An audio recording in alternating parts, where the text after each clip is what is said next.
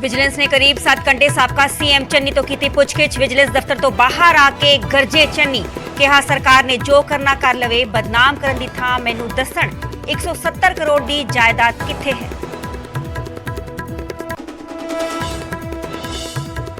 News 18 ਕੋਲ ਸੂਤਰਾਂ ਦੇ ਹਵਾਲੇ ਤੋਂ ਅਹਿਮ ਖਬਰ। ਵਿਜੀਲੈਂਸ ਨੇ ਚੰਨੀ ਨੂੰ ਵਿਦੇਸ਼ੀ ਫੇਰੀਆਂ, ਬੇਟੇ ਦੇ ਵਿਆਹ ਦੇ ਖਰਚ ਤੇ ਗੈਰ ਕਾਨੂੰਨੀ ਕਲੋਨੀਆਂ 'ਚ ਹਿੱਸੇਦਾਰੀ ਬਾਰੇ ਪੁੱਛੇ ਸਵਾਲ। 21 ਅਪ੍ਰੈਲ ਤੱਕ ਮੰਗਿਆ ਜਵਾਬ। ਹਰਪਾਲ ਚੀਮਾ ਦਾ ਸਾਬਕਾ ਸੀਐਮ ਚਰਨਜੀਤ ਸਿੰਘ ਚੰਨੀ ਤੇ ਪਲਟਵਾਰ, ਕਿਹਾ ਦਲਿਤਾਂ ਦੇ ਨਾਂ ਤੇ ਕਰ ਰਹੇ ਨੇ ਸਿਆਸਤ। ਚੰਨੀ ਦੱਸਣ ਦਲਿਤ ਵਿਦਿਆਰਥੀਆਂ ਦੀ ਸਕਾਲਰਸ਼ਿਪ ਖਾਣ ਵਾਲਿਆਂ ਤੇ ਕਿਉਂ ਨਹੀਂ ਕੀਤੀ ਕਾਰਵਾਈ। ਸੀਬੀਆਈ ਨੇ ਹੁਣ ਕੇਜਰੀਵਾਲ ਨੂੰ ਕੀਤਾ ਸਮਨ, ਕੱਲ ਨੂੰ ਪੇਸ਼ ਹੋਣ ਲਈ ਕਿਹਾ। ਐਕਸਾਈਜ਼ ਕੇਸ 'ਚ ਹੋਵੇਗੀ ਪੁੱਛਗਿੱਛ। ਆਪ ਬੋਲੀ ਕੇਂਦਰ ਧਮਕਾਉਣ ਦੀ ਕਰ ਰਹੀ ਹੈ ਕੋਸ਼ਿਸ਼, ਪਰ ਨਹੀਂ ਡਰਨਗੇ ਕੇਜਰੀਵਾਲ।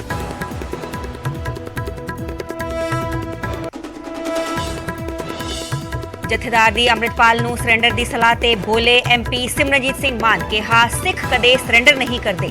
ਜਥੇਦਾਰ ਦੀ ਨਿਯੁਕਤੀ ਤੇ ਵੀ ਚੁੱਕ ਦਿੱਤੇ ਸਵਾਲ।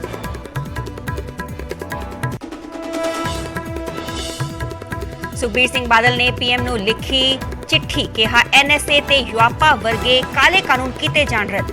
ਇਹ ਕਾਨੂੰਨ ਲੋਕਤੰਤਰ ਤੇ ਕਾਲਾ ਧੱਬਾ। ਮਾਨ ਸਰਕਾਰ ਕਾਲੇ ਕਾਨੂੰਨਾਂ ਦੀ ਕਰ ਰਹੀ ਹੈ ਦੁਰਵਰਤੋਂ।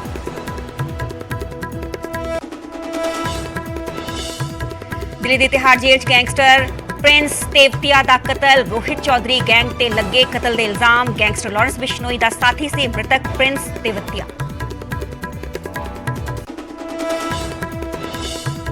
ਮੁੱਖ ਮੰਤਰੀ ਭਗਵੰਤ ਮਾਨ ਦਾ ਅੱਜ ਨੰਗਲ ਦੌਰਾ, ਕਰੀਬ 12 ਵਜੇ ਪਹੁੰਚਣਗੇ ਪਿੰਡ ਮਹਿਤਪੁਰ ਖੇੜਾ।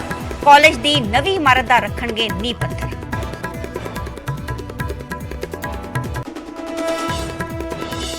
ਜੀਓ ਵੱਲੋਂ ਪੂਰੇ ਦਿੱਲੀ ਅੰਮ੍ਰਿਤਸਰ ਨੈਸ਼ਨਲ ਹਾਈਵੇ ਤੇ 5G ਸੇਵਾਵਾਂ ਸ਼ੁਰੂ। 5G ਸੇਵਾ ਸ਼ੁਰੂ ਕਰਨ ਵਾਲਾ ਪਹਿਲਾ ਤੇ ਇੱਕੋ ਇੱਕ ਆਪਰੇਟਰ ਬਣਿਆ ਜੀਓ।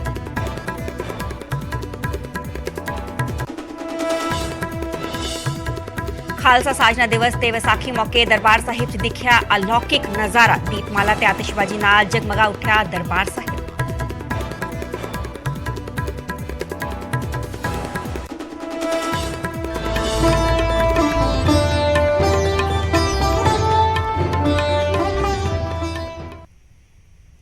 ਸਤਿ ਸ਼੍ਰੀ ਅਕਾਲ ਜੀ, ਮੈਂ ਹਾਂ ਸਰਬਜੋਤ ਕੌਰ। ਨਿਊਜ਼ 18 ਪੰਜਾਬ ਹਰਿਆਣਾ ਦੇਖ ਰਹੇ ਸਾਰੇ ਦਰਸ਼ਕਾਂ ਦਾ ਸਵਾਗਤ ਹੈ। ਬੁਲੇਟਿਨ ਦੀ ਸ਼ੁਰੂਆਤ ਕਰਾਂਗੇ ਪਹਿਲੀ ਖਬਰ ਦੇ ਨਾਲ, ਜੋ ਕਿ ਸਾਬਕਾ ਸੀਐਮ ਚਰਨਜੀਤ ਸਿੰਘ ਚੰਨੀ ਦੇ ਨਾਲ ਜੁੜੀ ਹੋਈ ਸੂਤਰਾਂ ਦੇ ਹਵਾਲੇ ਤੋਂ ਵੱਡੀ ਖਬਰ ਤਾਣਾ ਸਾਂਝੀ ਕਰ ਰਹੇ ਹਾਂ।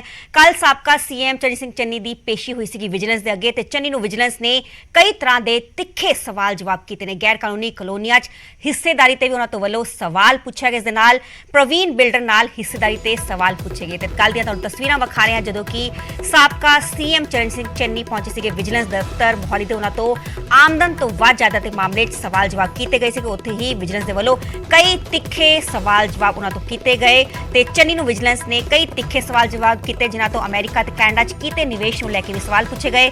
ਇਸ ਦੇ ਨਾਲ ਅਮਰੀਕਾ 'ਚ 8 ਮਹੀਨੇ ਦੌਰਾਨ ਕੀਤੇ ਖਰਚ ਦਾ ਵੀ ਬਿਊਰਾ ਵਿਜੀਲੈਂਸ ਦੇ ਵੱਲੋਂ ਮੰਗਿਆ ਗਿਆ, ਹਿਸਾਬ ਮੰਗਿਆ ਗਿਆ। ਅਮਰੀਕਾ 'ਚ ਕਰਵਾਏ ਇਲਾਜ ਤੇ ਵੀ ਉਹਨਾਂ ਦੇ ਵੱਲੋਂ ਬਿੱਲ ਮੰਗੇ ਗਏ। ਵਿਦੇਸ਼ 'ਚ ਕਿਸ ਕੋਲ ਰੁਕੇ ਸੀਗੇ ਉਸ ਬਾਰੇ ਵੀ ਪੁੱਛਗਿੱਛ ਕੀਤੀ ਗਈ। ਵਿਦੇਸ਼ੀ ਫੇਰੀਆਂ ਲਈ ਫੰਡ ਕਿਸ ਨੇ ਮੁਹੱਈਆ ਕਰਵਾਏ, ਬੇਟੇ ਦੇ ਵਿਆਹ ਦੇ ਖਰਚ ਬਾਰੇ ਕੀਤੇ ਨੇ ਸਵਾਲ। ਤੇ ਇਸ ਨਾਲ ਹੀ ਦਾਸਤਾਨੇ ਸ਼ਹਾਦਤ ਜੋ ਸਮਾਗਮ ਹੋਇਆ ਸੀਗਾ ਉਸ ਦੇ ਖਰਚਿਆਂ ਦਾ ਵੀ ਹਿਸਾਬ ਕਿਤਾਬ ਬਿਊਰਾ ਮੰਗਿਆ ਗਿਆ। ਇਸ ਦੇ ਨਾਲ ਜਿੰਦਾਪੁਰ ਇਲਾਕੇ 'ਚ ਹੋ ਰਹੀ ਗੈਰ ਕਾਨੂੰਨੀ ਮਾਈਨਿੰਗ ਤੇ ਵੀ ਉਹਨਾਂ ਦੇ ਵੱਲੋਂ ਸਵਾਲ ਪੁੱਛੇ ਗਏ। ਹਨੀ ਵੱਲੋਂ ਕਰਵਾਇਆ ਬਦਲੀਆਂ ਬਾਰੇ ਕਈ ਤਿੱਖੇ ਸਵਾਲ ਪੁੱਛੇ ਗਏ। ਈਡੀ ਵੱਲੋਂ ਹਨੀ ਤੋਂ ਕੀਤੀ ਰਿਕਵਰੀ ਬਾਰੇ ਵੀ ਪੁੱਛਿਆ ਗਿਆ। ਤੇ ਕੱਲ ਵਿਜੀਲੈਂਸ ਦੇ ਅੱਗੇ ਪੇਸ਼ ਹੋਏ ਸੀਗੇ ਸਾਬਕਾ ਸੀਐਮ ਚਰਨਜੀਤ ਸਿੰਘ ਚੰਨੀ। ਹਾਲਾਂਕਿ ਪ੍ਰੋਫੋਰਮਾ ਇਹਨਾਂ ਨੂੰ ਦਾਖਲ ਕਰਨ ਲਈ ਕਿਹਾ ਗਿਆ ਹੈ। 21 ਅਪ੍ਰੈਲ ਤੱਕ ਵਿਜੀਲੈਂਸ ਨੇ ਕਿਹਾ ਹੈ ਕਿ ਆਪਣਾ ਪੂਰਾ ਪ੍ਰੋਫੋਰਮਾ ਜੋ ਹੈ ਵਿਜੀਲੈਂਸ ਦੇ ਅੱਗੇ ਪੇਸ਼ ਕਰੋ। ਤੇ ਸੂਤਰਾਂ ਦੇ ਹਾਲ ਤੋਂ ਵੱਡੀ ਖਬਰ ਤਾਣਾ ਸਾਂਝੀ ਕਰ ਰਹੇ ਹਾਂ ਕਿ ਕਈ ਤਰ੍ਹਾਂ ਦੇ ਤਿੱਖੇ ਜੋ ਸਵਾਲ ਸੀਗੇ ਉਹ ਵਿਜੀਲੈਂਸ ਦੇ ਵੱਲੋਂ ਸਾਬਕਾ ਸੀਐਮ ਚਰਨਜੀਤ ਸਿੰਘ ਚੰਨੀ ਨੂੰ ਪੁੱਛੇ ਗਏ। ਤੇ ਇਸ ਦੇ ਨਾਲ ਹੀ ਗੈਰ ਕਾਨੂੰਨੀ ਕਲੋਨੀਆਂ 'ਚ ਹਿੱਸੇਦਾਰੀ ਤੇ ਸਵਾਲ ਪੁੱਛੇ ਗਏ। ਕੱਲ੍ਹ ਦੀਆਂ ਤੁਹਾਨੂੰ ਤਸਵੀਰਾਂ ਵਿਖਾ ਰਹੇ ਹਾਂ। ਜਦੋਂ ਵਿਜੀਲੈਂਸ ਦੇ ਅੱਗੇ ਪੇਸ਼ ਹੋਣਾ ਸੀਗਾ ਉਸ ਤੋਂ ਪਹਿਲਾਂ ਪੰਜਾਬ ਕਾਂਗਰਸ ਭਵਨ 'ਚ ਉਹਨਾਂ ਦੇ ਵੱਲੋਂ ਪ੍ਰੈਸ ਕਾਨਫਰੰਸ ਕੀਤੀ ਗਈ, ਜਿੱਥੇ ਭਾਵੁਕ ਹੁੰਦੇ ਹੋਏ ਵੀ ਸਾਬਕਾ ਸੀਐਮ ਚਰਨਜੀਤ ਸਿੰਘ ਚੰਨੀ ਨਜ਼ਰ ਆਏ। ਉੱਥੇ ਹੀ ਆਪਣੇ ਜਾਇਦਾਦ ਦਾ ਬਿਊਰਾ ਵੀ ਉਹਨਾਂ ਦੇ ਵੱਲੋਂ ਦਿੱਤਾ ਗਿਆ। ਉੱਥੇ ਹੀ ਰਾਜਾ ਵੜਿੰਗ ਉਹਨਾਂ ਦੇ ਨਾਲ ਸੀਗੇ, ਹਰੀਸ਼ ਚੌਧਰੀ ਉਹਨਾਂ ਦੇ ਨਾਲ ਸੀਗੇ। ਕਿਤੇ ਨਾ ਕਿਤੇ ਭਾਵੁਕ ਹੋ ਗਏ ਤੇ ਆਮ ਆਦਮੀ ਸਰਕਾਰ ਤੇ ਤਿੱਖੇ ਸ਼ਬਦੀ ਹਮਲੇ ਕਰਦੇ ਹੋਏ ਵੀ ਨਜ਼ਰ ਆਏ ਸੀਗੇ। ਉਹ ਕਹਿੰਦੇ ਹੋਏ ਨਜ਼ਰ ਆਏ ਸੀਗੇ ਮਹਿਜ਼ ਪੋਲੀਟੀਕਲ ਵੈਂਡੇਟਾ ਖੇਡਿਆ ਜਾ ਰਿਹਾ ਹੈ, ਬਦਲਾਖੋਰੀ ਦੀ ਸਿਆਸਤ ਕੀਤੀ ਜਾ ਰਹੀ ਹੈ। ਉੱਥੇ ਹੀ ਉਹਨਾਂ ਨੇ ਵੀ ਇਲਜ਼ਾਮ ਲਗਾਏ ਆਮ ਆਦਮੀ ਪਾਰਟੀ ਤੇ ਸਰਕਾਰ ਤੇ ਪੰਜਾਬ ਸਰਕਾਰ ਤੇ ਕਿ ਜਲੰਧਰ ਜ਼ਿਮਨੀ ਚੋਣ ਤੋਂ ਹਾਰ ਤੋਂ ਡਰ ਗਈ ਹੈ ਆਮ ਆਦਮੀ ਪਾਰਟੀ ਤੇ ਇਸ ਦੇ ਤਹਿਤ ਵਿਜੀਲੈਂਸ ਦੀ ਵਰਤੋਂ ਐਜ਼ ਅ ਟੂਲ ਹਥਿਆਰ ਵਾਂਗੂ ਕਰ ਰਹੀ ਹੈ। ਤੇ ਕੱਲ੍ਹ ਦੀਆਂ ਤਸਵੀਰਾਂ ਵਿਖਾ ਰਹੇ ਹਾਂ ਜਦੋਂ ਕਿ 11 ਵਜੇ ਸਵੇਰੇ ਵਿਜੀਲੈਂਸ ਦਫ਼ਤਰ ਪਹੁੰਚੇ ਸੀਗੇ ਸਾਬਕਾ ਸੀਐਮ ਚੰਨੀ ਸਿੰਘ ਚੰਨੀ। ਕਰੀਬ 7 ਘੰਟੇ ਤੱਕ ਉਹਨਾਂ ਤੋਂ ਸਵਾਲ ਜਵਾਬ ਕੀਤੇ ਗਏ ਸੀਗੇ।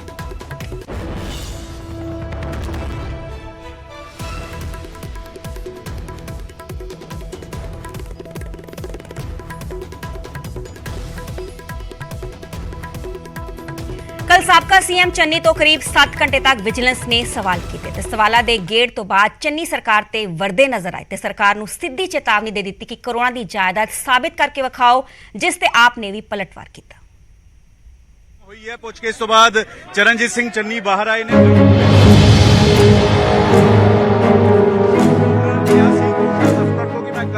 ਕਈ ਸਾਬਕਾ ਮੰਤਰੀਆਂ ਤੋਂ ਬਾਅਦ ਸਾਬਕਾ ਸੀਐਮ ਚਰਨਜੀਤ ਚੰਨੀ ਵਿਜੀਲੈਂਸ ਦੀ ਰਡਾਰ ਤੇ ਆ ਗਏ ਨੇ, ਜਿਨ੍ਹਾਂ ਤੇ ਸ਼ੁੱਕਰਵਾਰ ਨੂੰ ਵਿਜੀਲੈਂਸ ਦੇ ਅੱਗੇ ਪੇਸ਼ੀ ਹੋਈ। ਕਰੀਬ 7 ਘੰਟੇ ਤੱਕ ਸਵਾਲ ਜਵਾਬ ਹੋਏ। ਮੋਹਾਲੀ ਦਫ਼ਤਰ 'ਚ ਆਮਦਨ ਤੋਂ ਵੱਧ ਜਾਇਦਾਦ ਦੇ ਮਾਮਲੇ ਦੇ ਵਿੱਚ ਪੁੱਛਗਿੱਛ ਕੀਤੀ ਗਈ ਤੇ ਜਿਵੇਂ ਸਵਾਲਾਂ ਦਾ ਸਿਲਸਿਲਾ ਖਤਮ ਹੋਇਆ, ਚਰਨਜੀਤ ਚੰਨੀ ਬਾਹਰ ਆਏ ਤਾਂ ਮੁੜ ਸਰਕਾਰ ਤੇ ਵਰਦੇ ਹੋਏ ਨਜ਼ਰ ਆਏ ਤੇ ਸਿੱਧੀ ਚੇਤਾਵਨੀ ਦੇ ਦਿੱਤੀ ਕਿ ਕਰੋੜਾਂ ਦੀ ਪ੍ਰਾਪਰਟੀ ਸਾਬਿਤ ਕਰਕੇ ਵਿਖਾਓ, ਜਾਇਦਾਦ ਸਰਕਾਰ ਦੇ ਨਾਮ ਕਰ ਦੇਵਾਂਗਾ। ਮੇਰੇ ਪਾਸ ਜੋ ਹੈ ਉਹ ਮੈਂ ਤੁਹਾਨੂੰ ਦੱਸ ਚੁੱਕਿਆ। ਇਸ ਤੋਂ ਇਲਾਵਾ ਜੇ ਕੋਈ ਹੋਵੇ ਤਾਂ ਮੈਂ ਜਿੱਥੇ ਕਹੇ ਸਰਕਾਰ ਦੇ ਨਾਂ ਕਰਨ ਨੂੰ ਤਿਆਰ ਹਾਂ, ਲੇਕਿਨ ਮੈਨੂੰ ਖੜਾ ਕਰੇ ਜਾ ਕੇ ਕਿ ਆਹ 250 ਕਿੱਲੇ ਤੇਰੇ ਆ ਜਿਹੜੇ ਵੋਟਾਂ ਤੇ ਪਹਿਲਾਂ ਕਹਿੰਦੇ ਸੀ, ਜਿਹੜੇ ਕਹਿੰਦੇ ਸੀ ਕਿ ਜੀ ਇਹਦੇ ਮੁੰਡਿਆਂ ਕੋਲ 4.5 ਲੱਖ ਕਰੋੜ ਦੀਆਂ ਗੱਡੀਆਂ ਐ, ਉਹ ਮੈਨੂੰ ਹੁਣ ਗੱਡੀਆਂ ਦੱਸਣ ਕਿੱਥੇ ਐ। ਜਿਹੜੇ ਕਹਿੰਦੇ ਸੀ ਇਹਦੇ ਪਾ 170 ਕਰੋੜ ਦੀ ਜਾਇਦਾਦ ਹੈ, ਦੱਸਣ ਹੁਣ ਕਿੱਥੇ ਐ।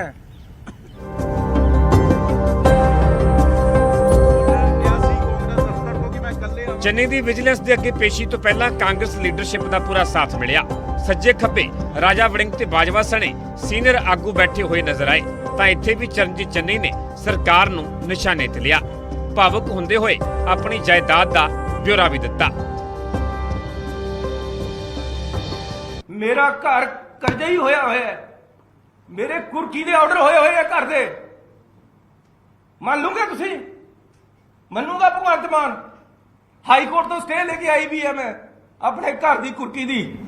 ਮੁੱਖ ਮੰਤਰੀ ਜੀ ਨੂੰ ਜੋ ਕਹਿਣਾ ਚਾਹੁੰਦਾ ਹੈ ਕਿ ਜਰਾ ਹੋਸ਼ ਕਰਕੇ ਔਰ ਸੋਚ ਕਰਕੇ ਮੇਰੀ 170 ਕਰੋੜ ਦੀ ਪ੍ਰਾਪਰਟੀ ਦਾ ਮੈਨੂੰ ਹਿਸਾਬ ਕਿਤਾਬ ਦੇ, ਕਿੱਥੇ ਮੇਰੀਆਂ ਗੱਡੀਆਂ ਜਿਹਦੇ ਚ ਮੁੰਡੇ ਘੁੰਮਦੇ ਆ ਹੋਰ ਉਹਨਾਂ ਦੀ ਲਿਸਟ ਦੇ ਭਾਈ, ਤੇ ਮੈਨੂੰ ਦਿਖਾ ਦੇ ਮੇਰੀ ਜ਼ਮੀਨ ਕਿੱਥੇ ਹੈ। 250 ਏਕੜ ਜਿਹੜੀ ਤੂੰ ਕਹਿੰਦਾ ਕਿ ਇਹਦੇ ਪਰ 250 ਏਕੜ ਜ਼ਮੀਨ ਹੈ, ਮੈਂ ਵੀ ਉਹਦੇ 'ਚ ਬੈਠ ਲਵਾਂ, ਕਬਜ਼ਾ ਕਰ ਲਵਾਂ।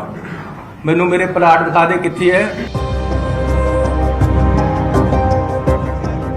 ਜਦੋਂ ਚੰਨੀ ਨੇ ਖੁਦ ਨੂੰ ਬੇਕਸੂਰ ਦੱਸਿਆ, ਸਰਕਾਰ ਤੇ ਵਰਦੇ ਨਜ਼ਰ ਆਏ ਤਾਂ ਅੱਗੋਂ ਆਪ ਨੇ ਵੀ ਪਲਟਵਾਰ ਕੀਤਾ ਤੇ ਦਲਿਤਾਂ ਦੇ ਮੁੱਦੇ ਤੇ ਕਾਂਗਰਸ ਨੂੰ ਵੀ ਘੇਰਿਆ।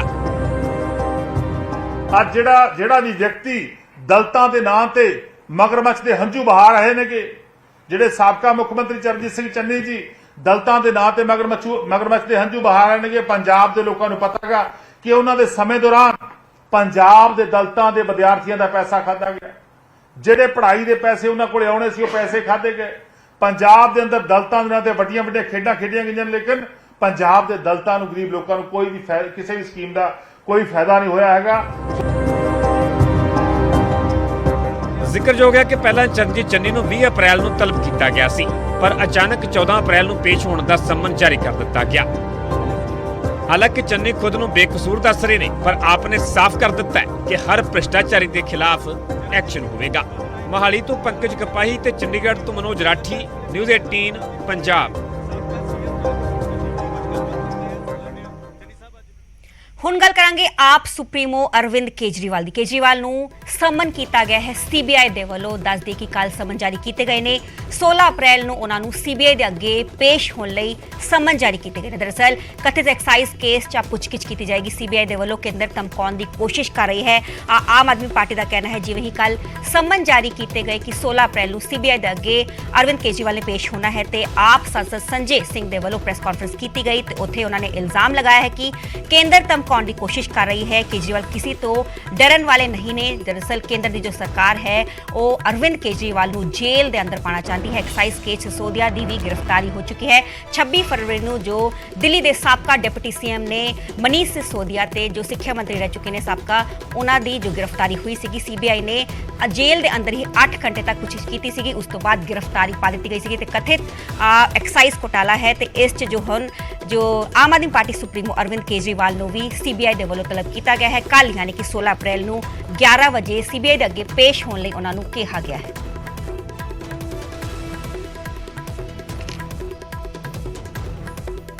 उधर मुख्यमंत्री भगवंत मान के वालों इसनूं लैके ट्वीट किया गया है।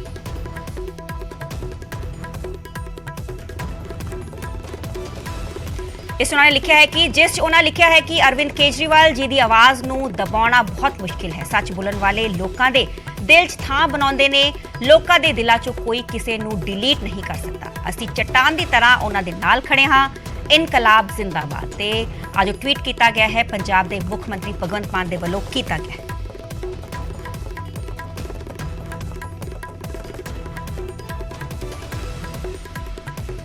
जी की लड़ाई ये सीबीआई का सम्मन भेजने से रुकेगी नहीं। देश के सामने आपके काले कारनामों को उजागर करने का काम अरविंद जी ने जिसकी शुरुआत दिल्ली की विधानसभा से की है वो जारी रहेगी, रुकेगी नहीं। पूरे देश में वो अभियान जारी रहेगा। 16 तारीख को अरविंद केजरीवाल को गिरफ्तार करने की, अरविंद केजरीवाल को जेल में डालने की, अरविंद केजरीवाल के खिलाफ यह बड़ी कार्रवाई करने की जो साजिश आपने रची है, इस साजिश से, इस कार्रवाई से, इस अभियान से अरविंद केजरीवाल की आवाज रुकने वाली नहीं है। यदि सबूत मनीष सिसोदिया जी के खिलाफ अदालत में इन्होंने पेश किए हैं, ईडी ने पेश किए हैं, उनमें एक भी सबूत नहीं है जिससे पता चलता हो कि हमारा कोई भी व्यक्ति किसी भी एक्साइज की पॉलिसी में जो बोल रहे हैं कि इन्वॉल्व है। बिल्कुल हमारी पार्टी नेशनल पार्टी बनी है। आज आम आदमी पार्टी 10 साल में लगातार देश में आगे बढ़ रही है और बीजेपी का लगातार हम विरोध कर रहे हैं। बीजेपी में अडानी का हमने विरोध किया। जितने बड़े घपले बीजेपी के सबसे पहले आम आदमी पार्टी ने विरोध किया।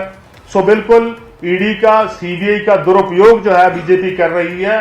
बीजेपी लगातार हमारे नेताओं के ऊपर झूठे केस बना रही है। बिल्कुल मैं समझता हूं कि ये बिल्कुल झूठा केस है। हमारी छवि को खराब करने के लिए, हमारे माननीय कन्वीनर जी की छवि को खराब करने के लिए ऐसा षड्यंत्र रचा जा रहा है। बिल्कुल हम इसको फेस करेंगे और देश के लोगों के सामने ये बात रखेंगे।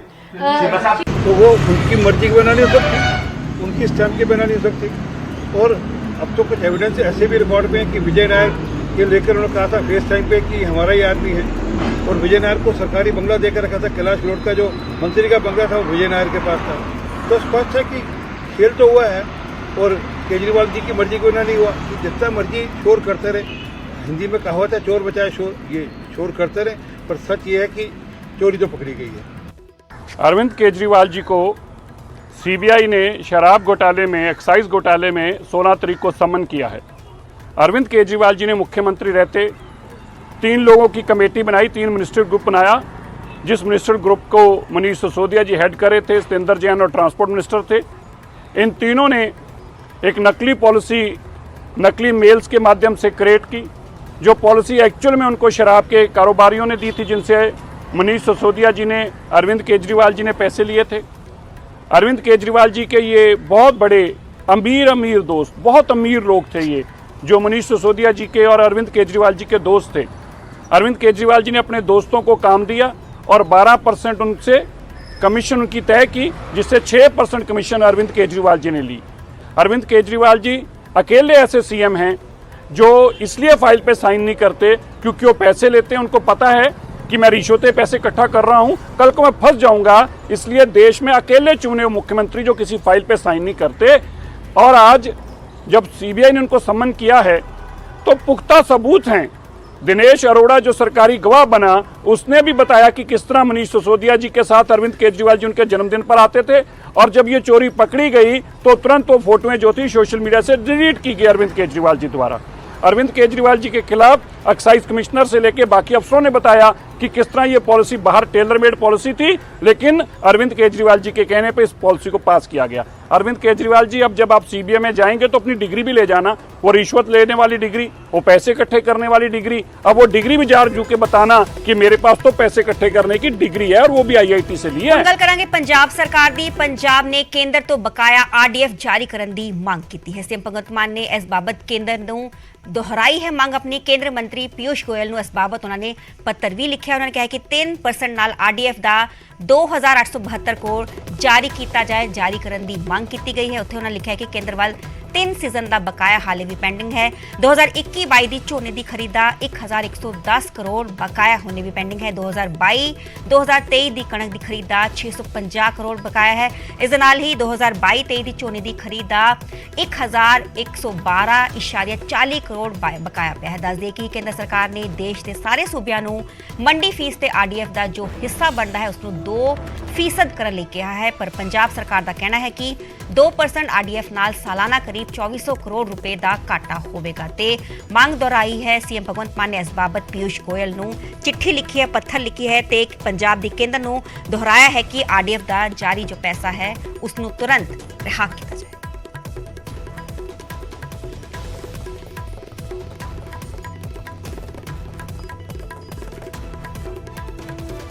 ਤੇ ਸੀਐਮ ਮਾਨ ਦੀ ਕੇਂਦਰ ਮੰਤਰੀ ਪੀਯੂਸ਼ ਗੋਇਲ ਨੂੰ ਚਿੱਠੀ ਲਿਖੀ ਕਿ RDF ਦਾ ਪੈਸਾ 3% ਨਾਲ ਦਿੱਤਾ ਜਾਵੇ। ਇਸ ਦੇ ਨਾਲ ਹੀ ਕੇਂਦਰ ਵੱਲ ਉਹਨਾਂ ਨੇ ਕਿਹਾ ਕਿ 3 ਸੀਜ਼ਨ ਦਾ ਬਕਾਇਆ ਪੈਂਡਿੰਗ ਪੈਸਾ ਹਲੇ ਪਿਆ ਹੋਇਆ ਹੈ। 2021-22 ਦੀ ਗੱਲ ਕਰੀਏ ਤੇ ਝੋਨੇ ਦੀ ਖਰੀਦ ਦਾ 1110 ਕਰੋੜ ਹੋਣੇ ਵੀ ਬਕਾਇਆ ਪਿਆ ਹੈ। 2022-23 ਦੀ ਕਣਕ ਦੀ ਖਰੀਦ ਦਾ 650 ਕਰੋੜ ਬਕਾਇਆ ਪਿਆ ਹੋਇਆ ਹੈ ਤੇ 2022-23 ਦੀ ਕਣਕ ਦੀ ਖਰੀਦ ਦਾ 650 ਕਰੋੜ ਬਕਾਇਆ ਗਿਆ ਹੈ। ਤੇ ਦੱਸ ਦਈਏ ਕਿ ਇਸ ਬਾਬਤ ਜੋ ਸੀਐਮ ਭਗਵੰਤ ਮਾਨ ਦੇ ਵੱਲੋਂ चिट्ठी लिखी गई है केंद्र मंत्री पीयूष गोयल।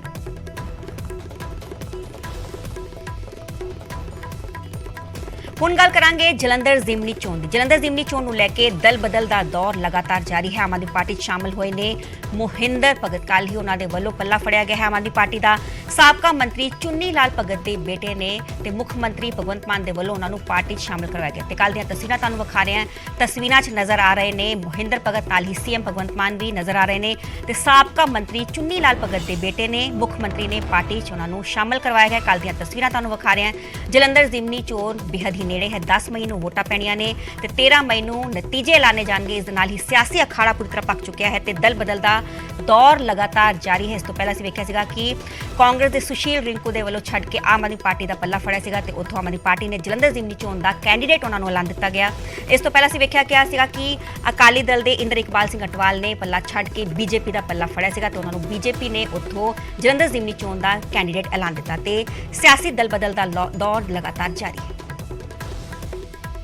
पार्टी जो है उस वेले सरकार ने ये काम करने सन, दैट वाज बिगिनिंग ते बड़ा अच्छा। देखो पहली गल कि 92 सीट्स पंजाब दी इतिहास विच एक हिस्ट्री है।